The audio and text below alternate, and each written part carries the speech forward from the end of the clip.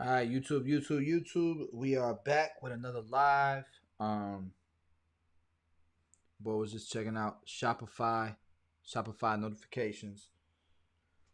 But yeah, we're just coming off of the last video. The last video was about supercar owners and what they do for a living. That was a fun video. And the one before that, we did Grant Cardone asking people, what you would do if you had $1 million. I think that we've been learning and offering our own perspective between the comments and myself, and we're learning together. That's what this channel is about. I watch these videos like crazy. This is what I'm interested in. I watch this more than I watch sports. And so I'm trying to shift a little bit of a culture here to where this is a normal thing. Scott, what's going on, bro? How are you? But this video is about the keys to understanding real estate cash flow. And I've watched videos of Ken's in the past, and I feel like he's pretty spot on. So let's check out this video. Let's see if we can learn something.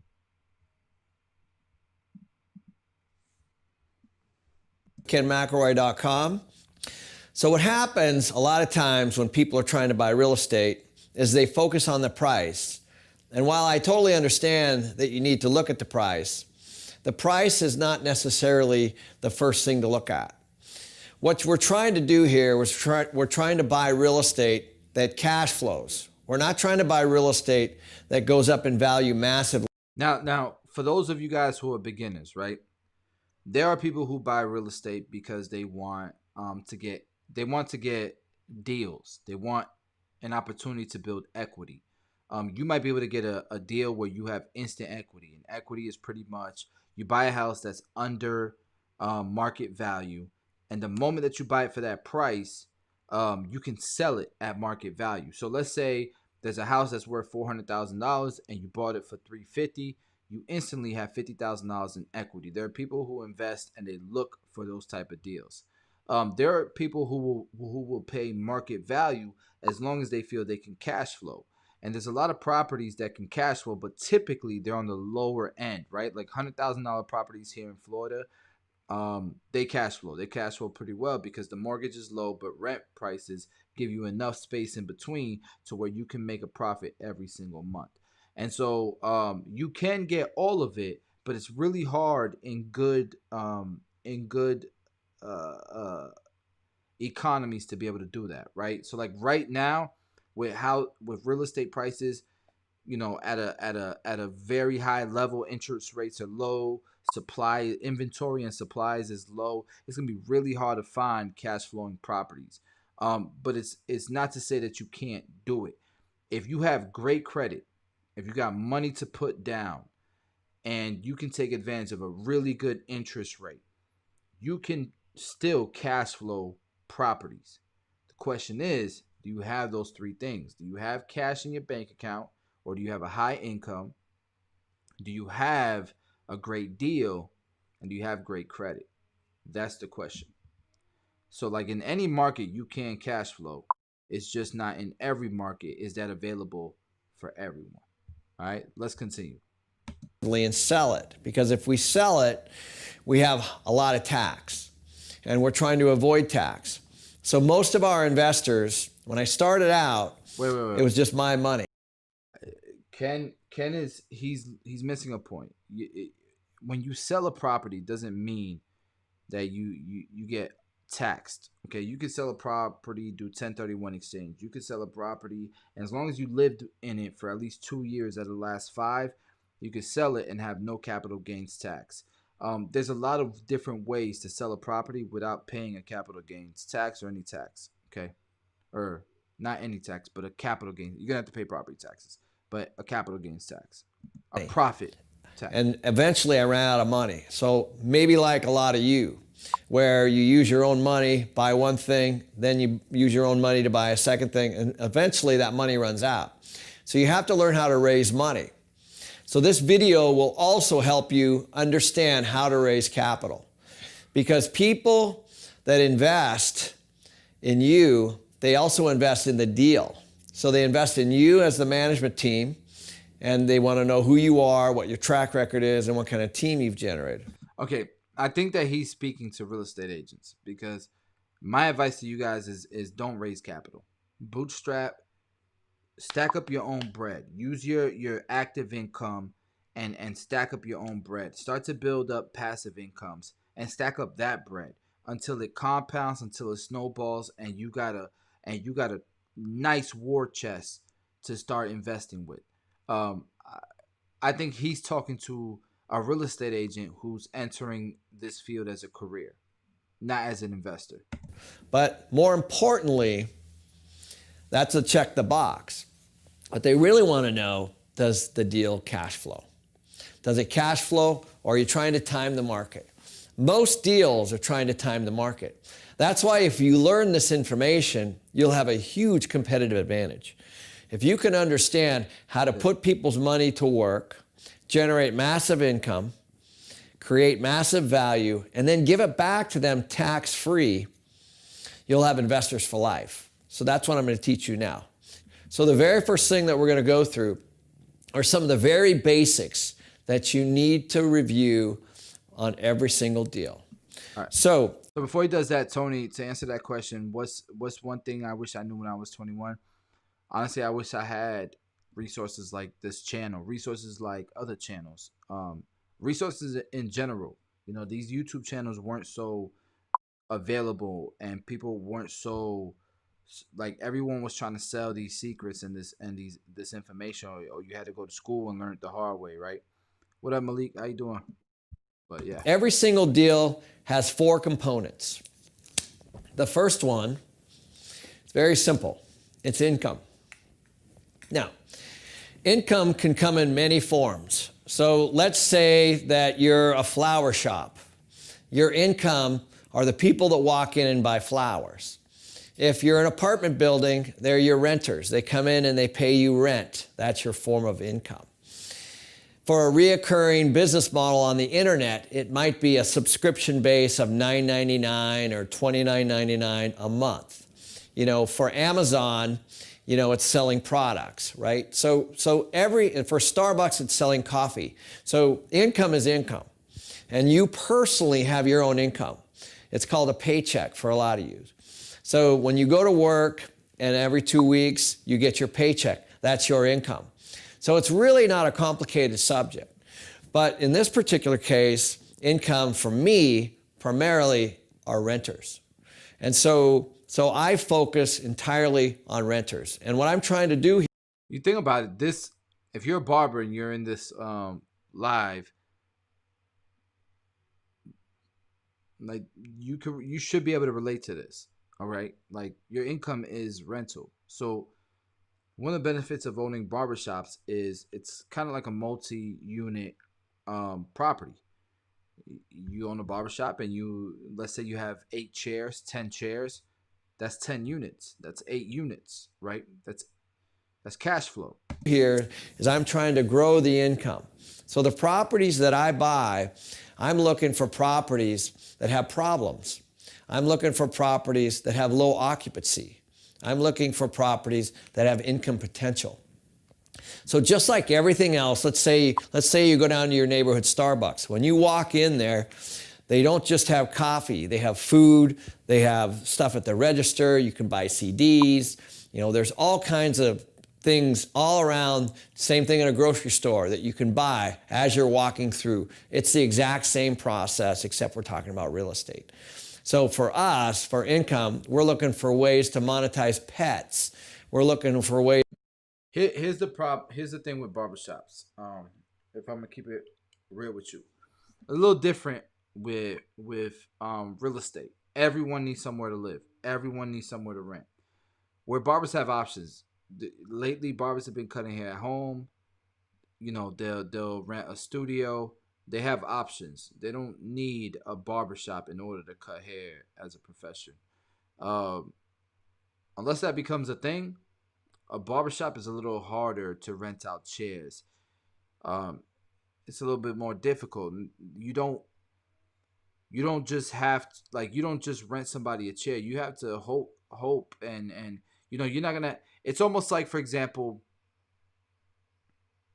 you don't rent a chair to somebody based on their clientele. You have to help them build their clientele. It would be like owning apartments, and someone who applies to get an apartment with you applies, but you also have to help them make money so they can pay their rent. That's not the case when you own an apartment complex. They go to somebody else to make their money so that they can pay you. Or when you're a barbershop owner, you have to make sure your barber's making money so that they can pay you rent. It's a tough business. It's a stressful one too. So it's a little bit different. Ways to monetize views. We're looking to put washers and dryers in units and to be able to monetize that. So back 10 years ago, we were buying properties that had washer and dryer capacity. They had laundry rooms, but they didn't have washers and dryers. So we were buying hundreds of thousands of dollars of washers and dryers every year and putting them in and then charging the tenant $50 to $75 per month. So that's part of generating income. Yeah. Another way is to put up carports because people love their cars. And so covered parking, garages. These are all ways to monetize your income through real estate. And for me, it's been multifamily. And there's hundreds of ways. And we spend a lot of time on this. But income is a very important piece. And most people don't understand this. So what they do is they'll try to buy things that say, hey, it's sitting at 95%, we're going to grow it to 97 or 98%. That's not realistic. You can't grow your occupancy beyond what the market's doing. So the income is a very, very important piece, and we spend a lot of time here working on income. Okay, we work on the occupancy side and we work on the other income side. It's a very important piece. The second piece is expenses, and this is typically a negative. So obviously expenses are everything from payroll to marketing, advertising and marketing. It would be your taxes, it would be your insurance, it would be all your utilities. So again, think of yourself. You probably have a mortgage, you might have a rent, you might have a car payment, you might have some vacation stuff you want to do, you have to buy food, maybe you have a pet, so you have that. Those are all expenses. So the same thing happens in real estate, except for us, I have to pay a utility bill. I have to pay the electric company for all the lights. I have to pay a water company for all the water that the tenants are using for the landscaping. And I have to pay a trash bill for the people that come and pick up the trash. So these are all expenses with every single rental, every single commercial building, industrial building. That's what expenses are. Taxes, insurance, and those are some of the things I've already mentioned. But all those things happen in this line item. And so what we're doing is we're trying to minimize our expenses. Now, you're not going to get away with minimizing them to zero, of course, because every property has expenses. So what we're trying to do, however, is figure out ways how do we minimize our expense. In other words, if we have the trash vehicles coming to the property 3 times a week, can they come 2 times a week and pick up bigger dumpsters? That's less because it's one less trip. So that's a trip charge that we don't have to pay anymore. So those are the kinds of things that you start getting into when you start buying real estate. Same thing with marketing and advertising. In the old days, makes sense. Just don't become a slumlord. They used to advertise in the newspaper, and then it went to these rental books with distribution. Now it's all up on the internet, and the internet companies are trying to get you to pay for ads, just like Facebook ads. Same kind of thing. So it's all moved to the internet. And so for our company, what we're trying to do is we're trying to minimize our marketing expenses, but keep our traffic to our properties high. So we watched videos where there's marketing agencies that literally get paid by commission. And one of the ways that, there's apartment complexes that keep somebody full time on it as an employee on payroll, paying employee taxes and all kinds of extra fees to keep them under their roof doing marketing. One thing I can tell you is people are much more incentivized as long as they're not part of the company based on the vision. Most times they're more incentivized by commission. So a lot of times it's much better in terms of marketing to outsource that. So a lot of times, you might have to come in and either, restructure the way that you're employing your marketing team into commission as opposed to payroll, or just hire a marketing team instead. It's tough, but it kind of benefits both parties because commission based, you'll make so much more money if you can produce, right? It's kind of a beautiful thing where if you produce under payroll, you're not necessarily going to be rewarded for the work that you put in or the results that you bring, right? We've been doing that through blogging and all kinds of other things to get people to come to our websites. So instead of paying for online ads. And so our company now doesn't pay any money in marketing and advertising except for salaries, because the people that we pay here at our company generate enough marketing, more than we would have gotten for paid advertising. So those are the kinds of things that you do on the expense side.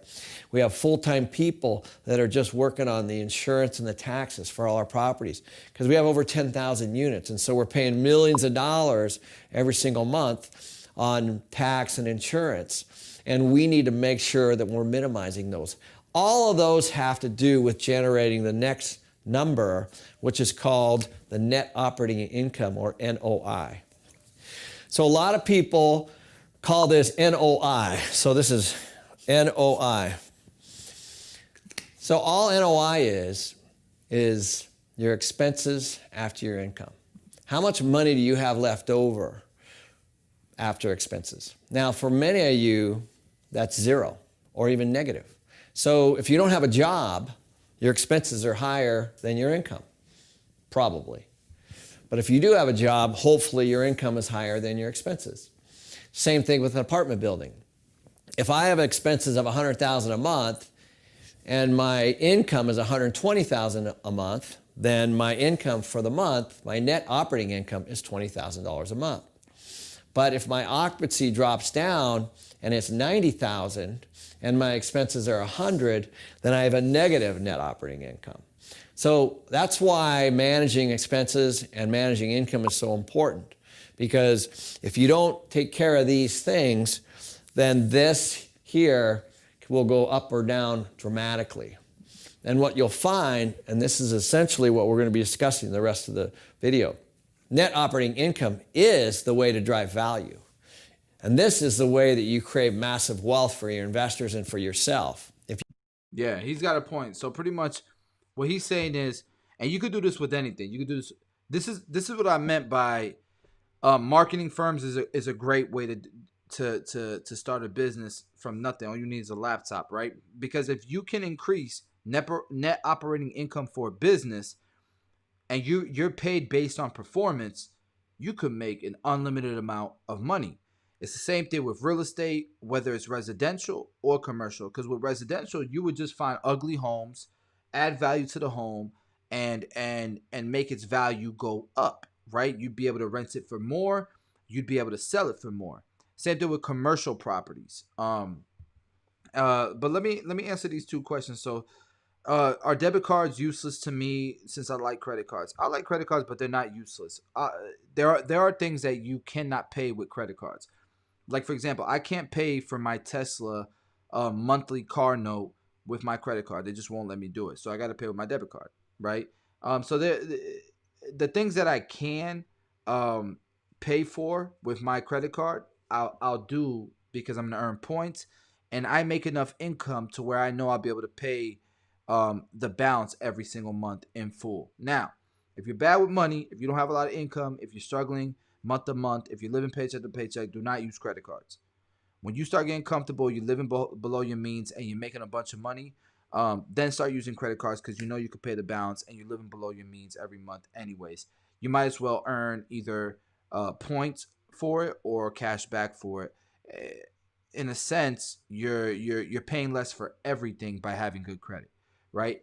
Um, so that's my answer to that. And then the other thing, somebody else said, get your real estate license. It'll give you an edge in investing in properties. Because I disagree. I think the edge in everything is leveraging other people's expertises. There's no way you can be a jack of all trades. Look, I own 7 barbershops. I own a internationally distributed product line business.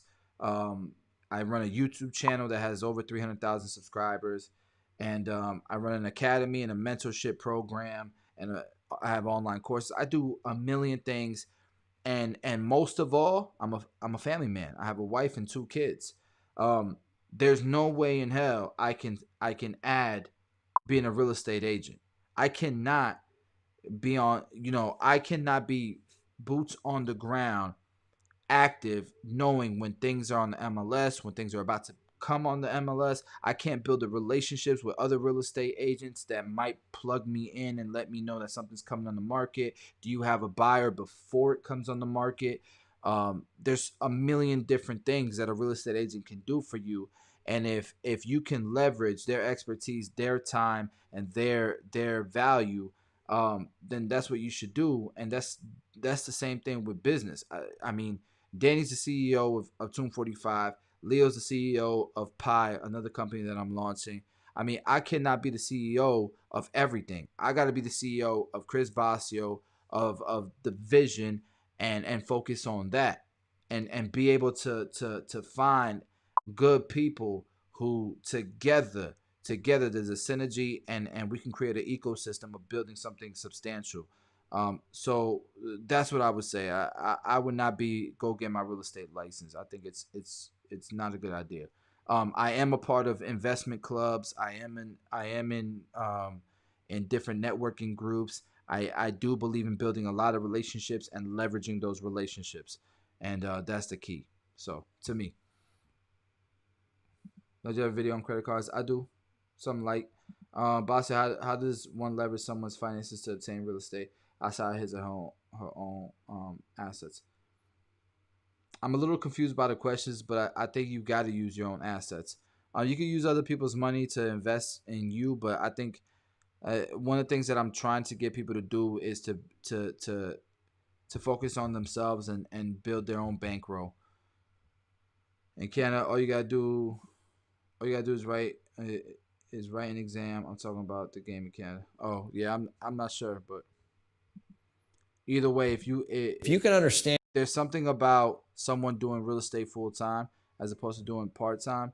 I'd rather just, yeah. how to generate high net operating income, Look, if I could use Ken, for example, the guy in this video, and he can work for me, and I can leverage him, it's gonna take me a lifetime to learn what he has learned, build the relationships that he has built. Um, I can use a lifetime of value just by giving him a cut. then you'll do very well in this business. Like I said, most people buy something and they hope that it goes up. They don't understand real estate at this level. And if you understand real estate at this level, you're going to do very, very, very well. So the next piece that we need to add is debt, or the mortgage. So when you're buying a piece of real estate, the very next piece is called debt. Now, again, let's say it's a single family house that you're buying. Most people are going to the bank and getting a loan to buy that house. That's this. So with big commercial real estate deals, same thing. We're buying using debt. Now the cool part about debt is that it comes from other people, if you think about it. So thank you, by the way, for putting all your money in the bank, because now the bank's going, what the heck, now I have to lend it. Right? Because when you put money into a bank, when people go deposit their checks into a bank, it's a liability to the bank. The bank is sitting on a whole bunch of people's money and they have to pay you interest. So they lend it to guys like me in the form of debt to buy big real estate deals. That's the way the banking system works. Yeah, that's why they give you free things to put money into the bank. Free checking deposits and free this and free that. They want your money because they lend it out higher. They give you 1% on your bank account and then they charge me 5 or 6 to borrow it. That's how banks make money. So debt is a very important piece of buying real estate because it's really OPM, or other people's money. If you can use debt, then you can get massively wealthy. Another really important piece on debt is you've all heard of leverage. Even when you're buying your home, let's say you're buying a home that's $100,000 and the bank gives you $70,000 in a loan. You only have to come up with $30,000 to buy a $100,000 house. The rest is in the form of debt. They've given you 70% of the amount to buy that house, or $70,000 on $100,000 is 70%. That's called loan to value, LTV. So the debt is a very important piece because you don't have to come up with the whole down payment. You don't have to buy the house all cash. You can actually go to the bank. And this is a very important piece to understand. But the cost of debt is very, very important. And banks will give you this money if you can qualify. So why wouldn't you put $30,000 down to buy a $100,000 house? This is all I'm doing on a larger scale with the 10,000 units that we own. So obviously we're heavy in debt. And I'm very excited about being in debt because the tenants that I have here are actually paying this off. The last piece after debt is cash flow. So cash flow is what we're trying to do on every single model. Every single deal I look at goes through this process. It's the exact same process. So if there's no cash flow, it could be that my debt costs are too high. It could be that my expenses are too high. Or it could be that my income is too low. We talked about But that doesn't necessarily mean that it's... We talked about you got to have those three things. You got to work on yourself. That's so important. If you have those three things, you are powerful beyond your belief. The problem is that we listen to all these people that give us shortcuts, that tell us you don't need credit. You don't need to have a bunch of money. You could be in debt. You could be, forget all that. We got to change that mindset and have those three things. We got to have the income. You know what I'm saying? We got to have the credit score. Like we got to have all these things in place. And we got to be low on debt. Like not low on debt, but we got to have a good debt to income ratio so that we can qualify for the best of the best and leverage that portfolio. Leverage not the portfolio, but that resume so that we can build a portfolio. You feel me? It's a bad deal because I might buy something and it doesn't take a lot to build your credit. You know what I'm saying? It takes discipline to keep low debt to income ratio. And it takes work ethic and a plan to build your income. But all of that is attainable by anyone. You got to have the discipline to do it, and you got to be continuously learning how to continue to build and compound these three things. They check your tax returns for barbers, so who cares? If you got your income in place, if you got low expenses, and you got great credit score, you need to report your things, get a good CPA, and pay your taxes. And if you got a good CPA, then you're going to be able to strategize your taxes. But if you have these three things in order, strategizing your taxes and getting a CPA and paying your taxes is going to be easy. That's very easy. And it's not just barbers, it's self-employed people in general. Barbers are not the only self-employed people out there. Thing that has a 50% occupancy, let's say, and has low income. It has a negative net operating income. But if I can increase the income over 1 or 2 years, then I can massively generate higher net operating income and cash flow.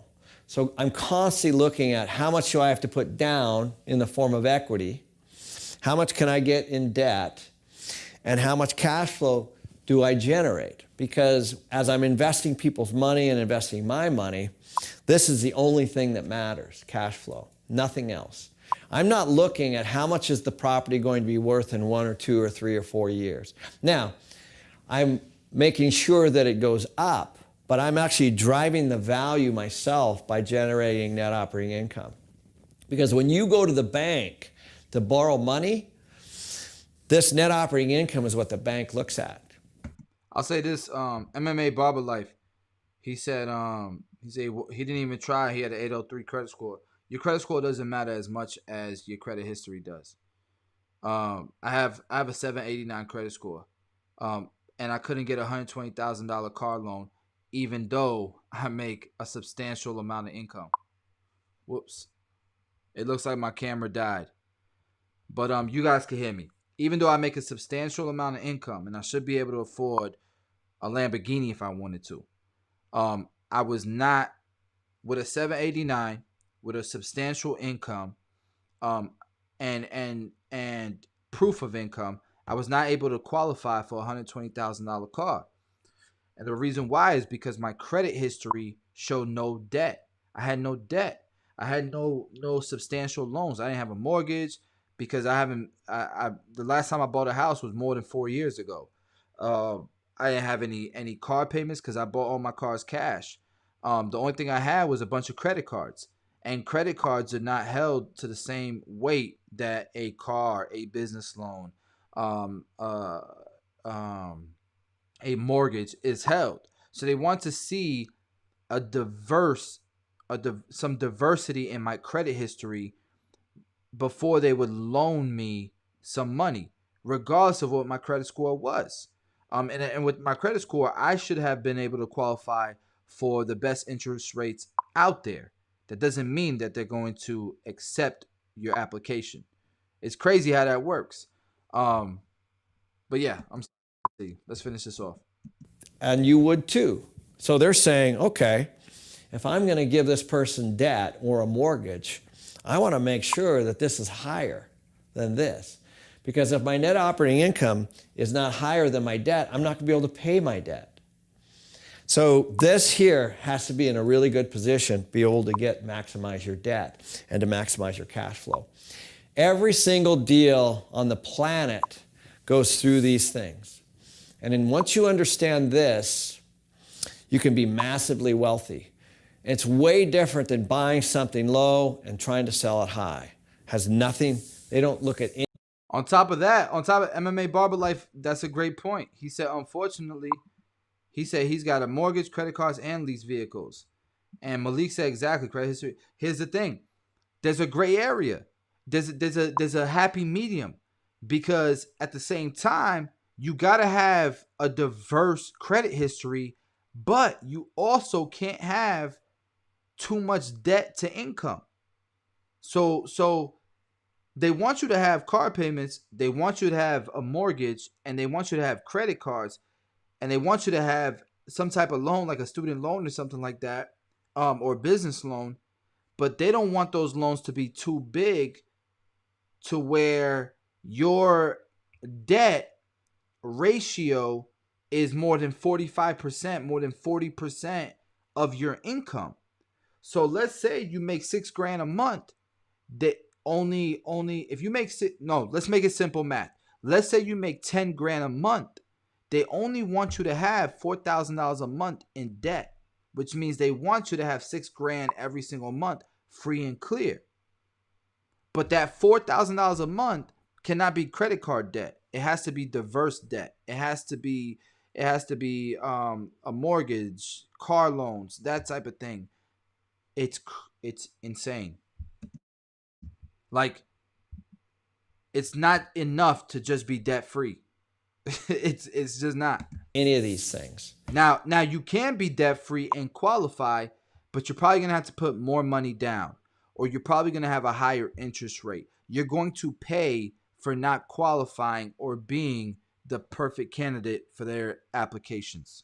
What we're trying to do is we're trying to invest for the long term, cash flow massively, which would eventually what we call an infinite return. So how do I take people's money, generate massive value by managing these things, take it back out in the form of debt, and return it in a cash flow back to the investor every single quarter, every single year? That's why our investors keep coming back to us, because we are generating massive cash flow, returning their equity back tax-free, and they now are in our deal. Now, cash flow is key. Cash flow is important because you can use that cash flow towards qualifying income. The same thing with expenses. Expenses isn't always bad, because if it's something you could depreciate, you can add that back to your income. Okay? That's why there are people who buy a investment property every single year, because they can depreciate the property. So that means they can add it back onto their income so that they can qualify for another property, a bigger property, but they can also add the cash flow to their income, which means they can qualify for another property. Real estate is a great way to add cash flow and to add more proof of income, um, while paying less in taxes. It's one of the only vehicles you can do that with. Crazy. So I think this was a great video. Let me go ahead and make this full. This was a long live stream. I didn't think we were gonna go live for so long. Let me get off this live. My wife is waiting for me downstairs. I need to go spend time with her. I hope you guys enjoyed this video. I hope you guys got some value out of it. We did 3 live streams tonight on Basio Builds Wealth. So if you guys like the concept, please do subscribe, share the video, smash the like button, help the whole algorithm. I appreciate y'all. I love y'all. And I don't know, we'll see. Let's see the next time I go live on this channel. It's been a minute. So, yes, sir. Take care, guys.